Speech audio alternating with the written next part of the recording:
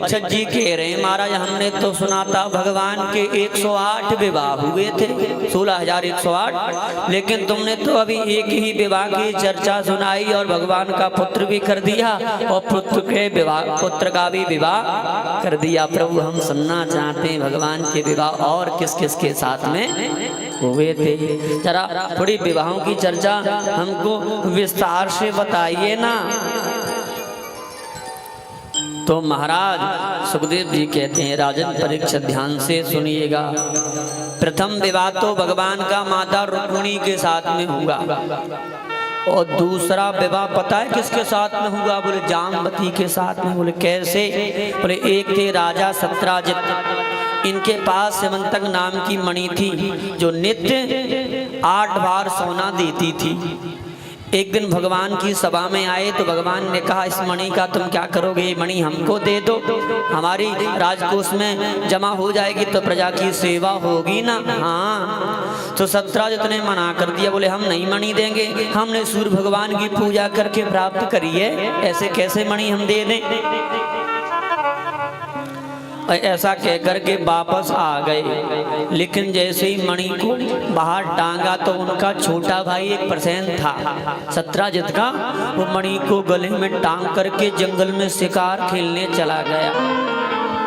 और जैसे ही जंगल में शिकार खेलने गया ना प्यारे, तो एक सिंह मिल गया। सिंह ने धावा बोल दिया और सत्राजित प्रसेन को मार दिया और मणि लेकर के आगे बढ़ गया। जैसे ही शेर आगे मणि लेकर के बढ़ाना प्यारे, हाँ, तो एक भालू आ गए और भालू ने सिंह को भी मार दिया, मणि लेकर के अपनी गुफा में प्रविष्ट हो गए।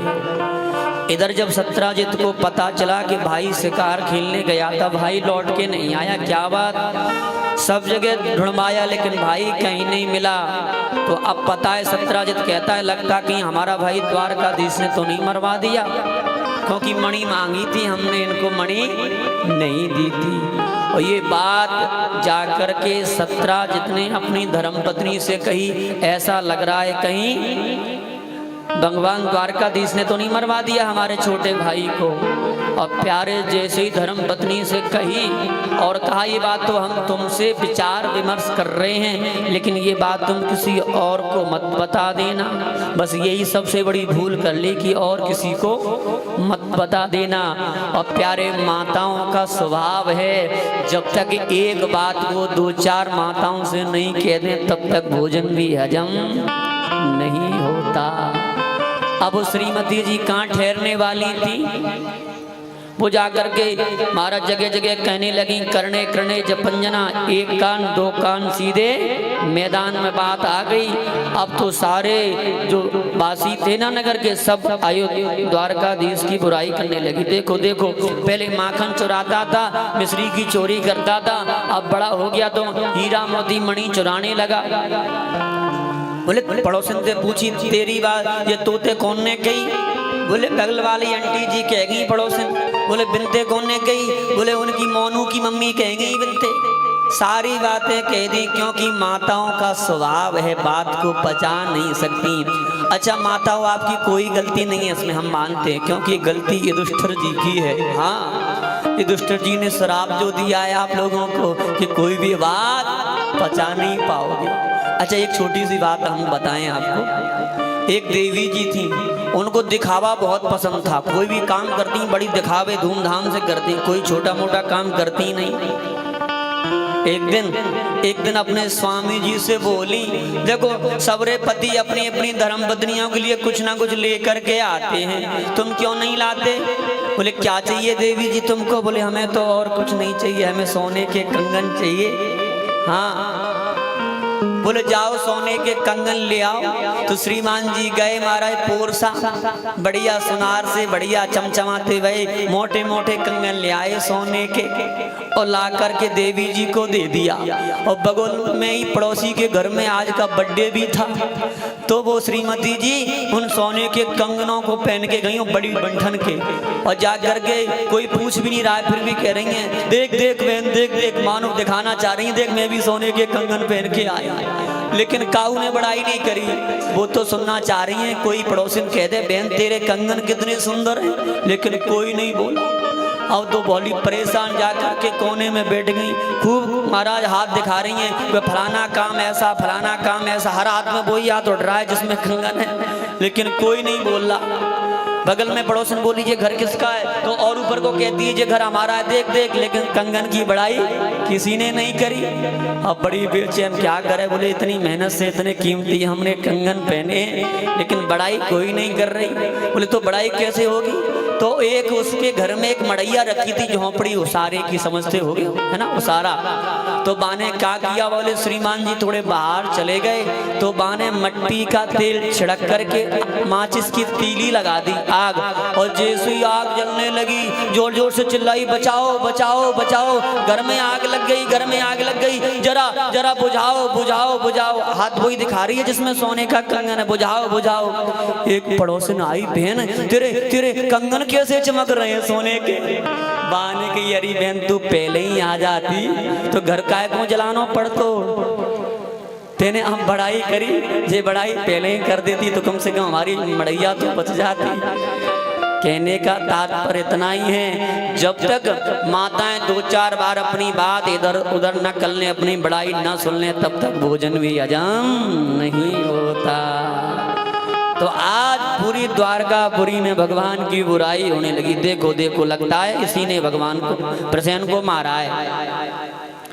भगवान ने कहा हमको खामा खां झूठा कलंक लग रहा है, हमने तो मणि ली भी नहीं, क्योंकि भगवान को पता है कलंक क्यों लगा था। एक बार भादों की कृष्ण चौथ को चंद्रमा देख लिया था, और जो चतुर्थी को चंद्रमा देखता है उसको कलंक लग जाता है। आप भी देख लोगे तो लग जाएगा, लेकिन आप कहोगे हमारा चंद्रमा देख लें और कलंक नहीं लगे, तो बोले चंद्रमा देख लो तो झूठ मूठ के दो चार डेले पत्थर मार देना चाहिए, और पत्थर प्यारे जरा हिसाब से मारना, अगर किसी की खोपड़ी में लगा तो दूसरा कलंक और लग जाएगा। भक्त वत्सल भगवान की। भगवान जब देखे तो हमारी बुराई हो रही है ना, तो जाकर के सब जगह घूरे, और जैसे ही वन में पहुंचे तो क्या देखते हैं, प्रसेन तो मरा पड़ा हुआ है, मणि उसके पास नहीं है, और देखते हैं तो सिंह के पैर हैं, सिंह के पद चिन्हों पे आगे बढ़े तो क्या देखते हैं, सिंह भी मरा पड़ा है, और वहां से भालू के पद चिन्ह मिल जाते हैं। तो भालू के चिन्हों के साथ में चलते गए एक गुफा में प्रवेश कर गए, और जैसे ही गुफा में प्रवेश किए तो क्या देखते हैं, एक छोटी सी कन्या उस मणि के साथ में खेल रही है जो सत्राजित की है। भगवान ने कन्या से मणि मांगी तो कन्या रोने लगी, और रोते रोते अपने पिता जाम्बवंत के पास पहुंच गई। पिताजी देखो ये कोई आए हमसे मणि मांग रहे हैं। जाम्बवंत बोले कौन हो भैया, बिना बुलाए हमारे घर में घुस आए हो, आकर के मणि मांग रहे हो, क्या बात है। बोले ये मणि हमें दे दो।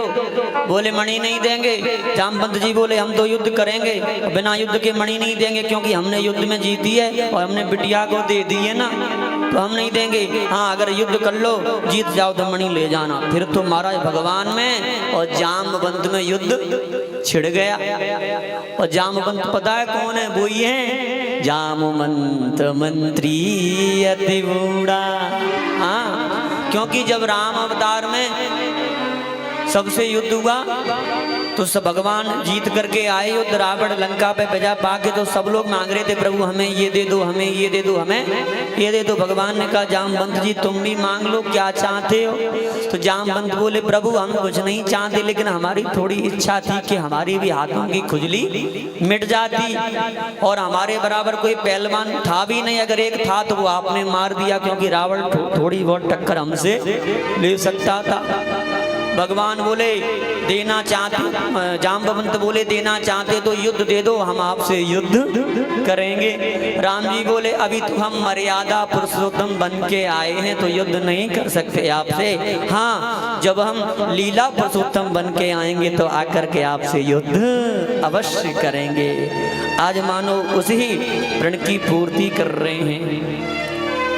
और एक बात और सुन लो, भगवान जामवंत जी के ऊपर बड़े प्रसन्न रहते थे, क्योंकि जामवंत जी कैसे हैं? जामवंत मंत्री अति बूढ़ा। देखो राम जी की सेना में बूढ़े मंत्री हैं, प्रधानमंत्री जैसा जो शासन देते हैं वैसे ही सेना करती है।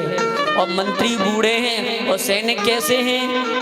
सैनिक कैसे हैं? बोले युवान। युवान कौन? बोले हनुमान आदि सैनिक हैं कि नहीं? ये सब युवान हैं। बोले जब बूढ़ा मंत्री बोलता है तो युवान सैनिकों को बातें बहुत अच्छी लगती हैं। बोले जामवंत की बातें किसको अच्छी लग रही हैं? जामवंत के वचन सुहाए, ओ सुने हनुमंत हृदय दिवा। बोले जामवंत जी कैसे?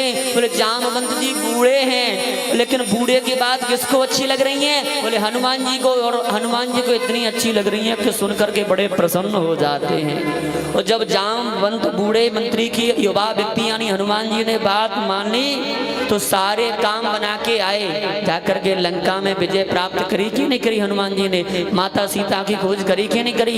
लंका जलाई कि नहीं जलाई? बोले किसके उपदेश पर? बोले जामवंत के उपदेश पर। क्योंकि जामवंत जी ने तो जगाया था सोए हुए बल को, हनुमान जी को।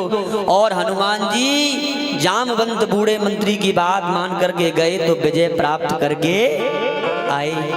अच्छा, इससे कुछ हमको शिक्षा मिली कि नहीं मिली? समझ में आई बात कि नहीं आई? नहीं आई, समझ लो।